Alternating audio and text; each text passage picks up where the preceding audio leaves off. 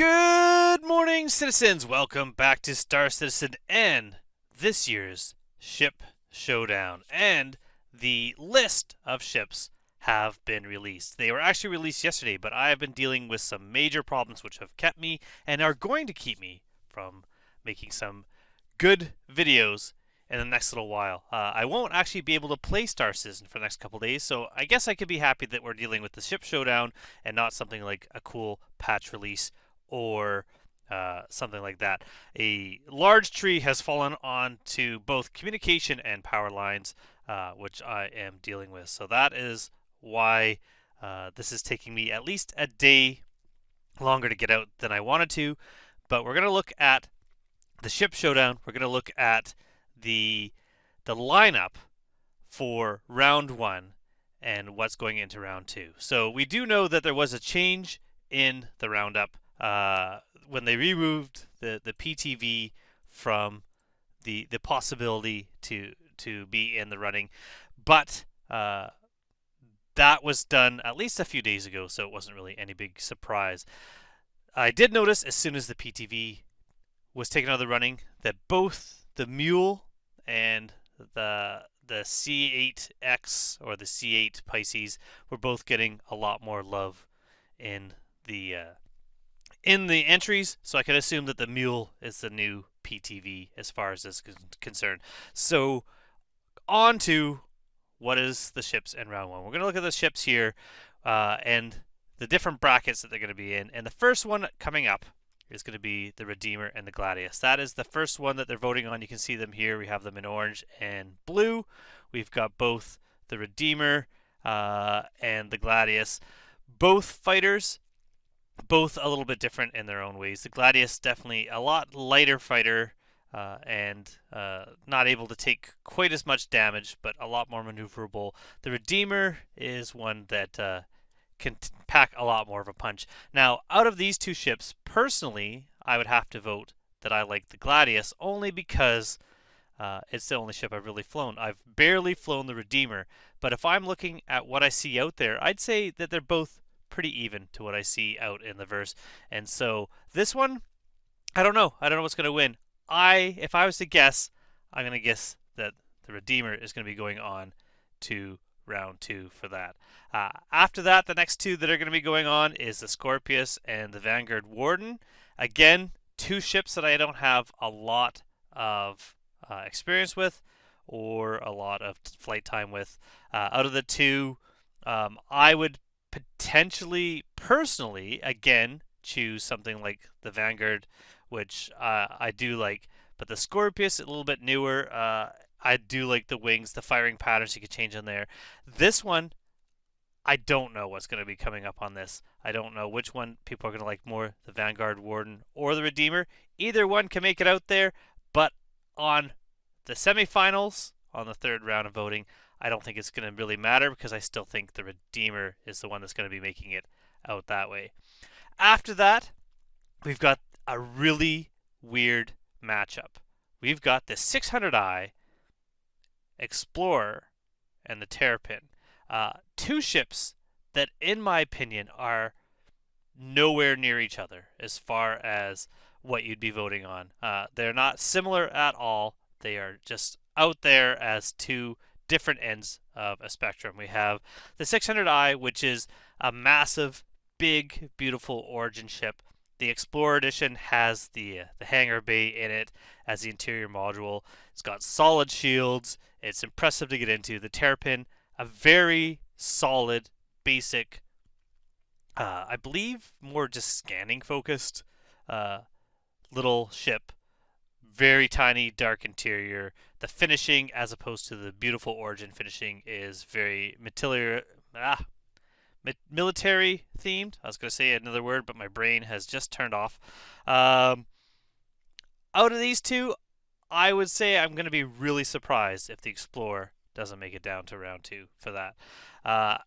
The Terrapin is a solid ship, but it's just up against a ship that I think, in my opinion, if we're going for best in show, and I've talked before about what I think best is, I see that happening. After that, we're going to be looking down at the next rounds of ships coming later in the week. We got the Carrack and the 400i.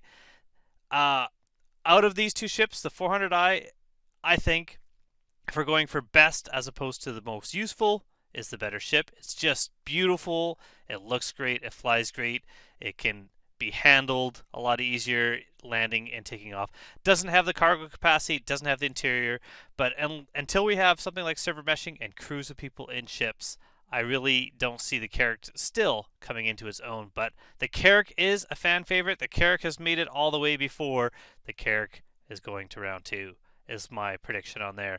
Now, I've just noticed something, so we're going to get into that first. Where is Crusader's logo? Why is Crusader's logo not there? Why is Crusader's logo missing? Is this a conspiracy? We will see. Also, I still miss the idea. This is referred to as the Mercury now.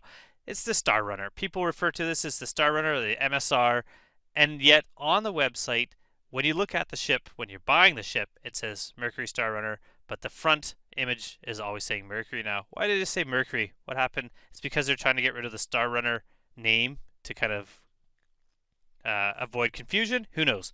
But the logo's missing, so let's just make the... Is that kind of? Sort of? Anyways, Cutlass Black and the Star Runner. Now, the Star Runner is a solid ship. It's a ship that a lot of people really love and a lot of favorites for a lot of people, with the exception of the fact that parts of the ship need redesign, parts of the ship are broken, and when things work, they fix it and they no longer work. Example of that would be the doors, the interior doors you have to keep going through to get one place to another.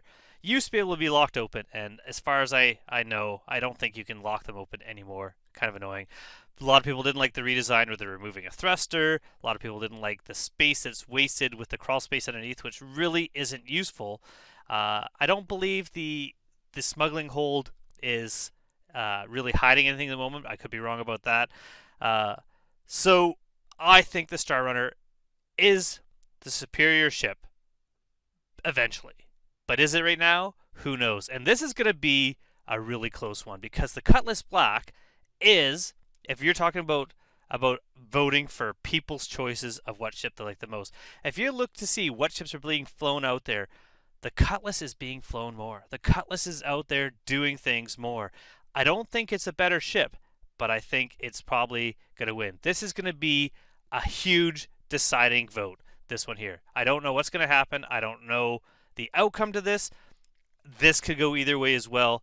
I don't know. I would love to see the Mercury go on in this round, but the Cutlass is a solid ship and a ship that is going to get a lot of votes. After this, we've got the Freelancer and the Raft. Now, the Freelancer has been around forever. It's simple. It works. It's a pretty awesome ship, and it does quite a few different things. The Raft, much newer ship. When cargo comes in and you're able to pick up and leave with those large cargo containers, and the Raft, I should say's ability to pick up those containers and move them, making it more useful and making it faster with physicalized cargo, I think the Raft would be a better ship. But at the moment, I would go with Freelancer for that as well. After that, we're going to go to the Avenger Titan and the Eclipse. Two different ships, just like we're looking at the Terrapin being different than the 600i.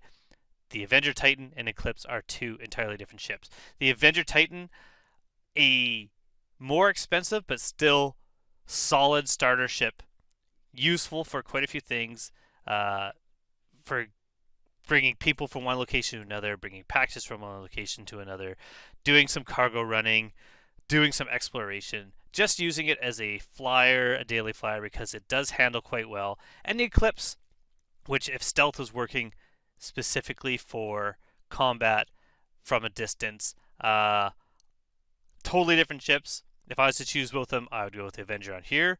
And then we have the last section here, the C8 Pisces, not even the C8X.